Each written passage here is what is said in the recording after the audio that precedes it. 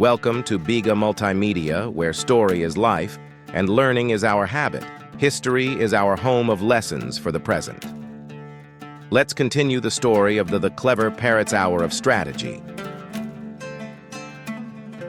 Part 2. The sun set on the Amazon rainforest, casting long shadows over the canopy. Pico, feeling proud of his successful mango heist, perched high on his favorite tree, surveying his domain. But as night fell and the jungle grew quiet, his mind began to churn with new ideas. Bongo still had a stash of ripe bananas. Pico had seen them, and tomorrow he planned to get them. However, after today's commotion, Bongo would be more careful, and the other animals might be wary of another trick. Pico decided that he needed a plan even cleverer than the last.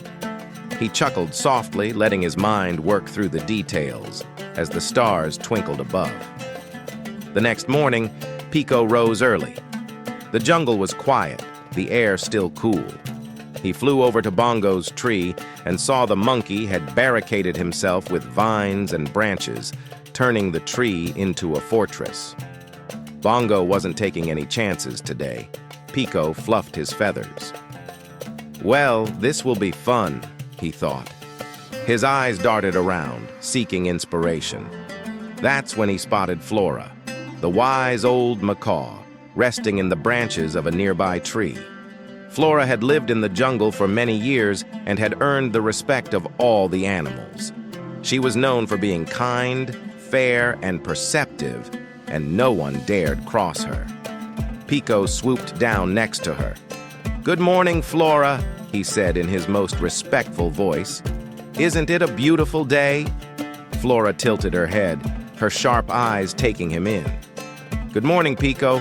You're up to something again, aren't you?" Pico laughed. "Not exactly. I was just thinking how sad it is that Bongo has locked himself away, refusing to share those wonderful bananas. I'd hate to see such a lovely treat go to waste." Flora, wise as she was, could sense where this conversation was heading. "And what do you suggest, Pico?" Pico ruffled his feathers and looked downcast. "I don't want to cause trouble, Flora. But Bongo doesn't trust anyone, and it's making the other animals unhappy. Maybe you could speak to him. You've always been good at helping us settle disagreements." Flora blinked slowly, thinking over Pico's words. She had seen the commotion from the day before and knew Bongo was being overly greedy with his hoard. "Perhaps you're right, Pico. I'll have a word with him." And just like that, step one of Pico's new plan was in motion. While Flora flew toward Bongo's tree to have her diplomatic discussion, Pico continued with step 2. He needed someone who could act fast, someone who could snatch the bananas in the confusion. Rico, the nimble capuchin monkey, was perfect for the job. Rico, unlike Bongo, was playful and always looking for a bit of fun. Pico found Rico swinging from vine to vine, not far from the scene. "Rico, I have a game for you," Pico said slyly. Rico's eyes lit up. "What kind of game? See those bananas Bongo's hiding up there? How fast do you think you could grab a bunch if no one was looking?" Rico scratched his head. "Pretty fast, but Bongo's guarding them." Pico grinned. "Not for long. Flora's going to distract him, and when she does, you swoop in. We'll share the bananas afterward." Rico, always up for mischief, agreed immediately. Back at Bongo's tree, Flora had approached with her calm and measured tone. "Bongo, my dear," she began, "don't you think it's time to share some of your bounty with the others? After all, the jungle is full of food for everyone." Bongo scowled, but didn't want to be rude to Flora, so he listened, albeit grudgingly. "Why should I share what I've worked for? I collected those bananas myself." Flora nodded wisely. "True, but sharing builds trust. If you don't share, you'll only make the other animals resentful, and resentment leads to trouble." As Flora continued speaking, Bongo became increasingly distracted by her words, caught in the web of her calm reasoning. This was exactly what Pico had been counting on. Step 3 began. Pico signaled to Rico, who zipped through the branches like lightning. Within moments, Rico had snatched 2 large bunches of bananas and disappeared into the thick leaves of the canopy.